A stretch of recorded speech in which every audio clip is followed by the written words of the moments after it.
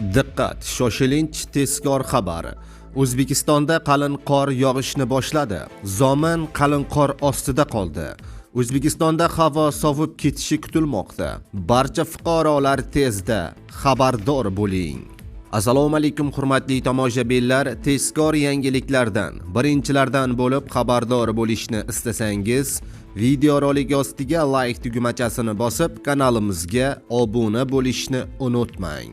Like bosgan insonning qo'llari Ka'batullohning devorlarini ushlasin. Diqqat qiling, qor O'zbekistonga ham yetib keldi. Kecha xabar berganimizdek, qo'shni Qozog'istonda qor yog'ayotgan edi. Ayni damda Zominda ham qor yog'moqda ekan. Havo sovib ketishi kutilmoqda. Qish yana avjiga chiqadimi? O'zgidromet ogohlantirdi. Joriy yilning 19-apreldan 22-aprel kunlari kutilayotgan yomg'irlar yog'ishi sababli respublikaning tog'oldi va tog'li hududlarida sel suv toshqin hodisalari yuzaga kelishi mumkin. Jumladan Qashqadaryo viloyati, Surxondaryo viloyati, Samarqand, Jizzax, Toshkent viloyati, Namangan, Farg'ona, Andijon viloyatlarida sel suv toshqin hodisalari yuzaga kelishi mumkin.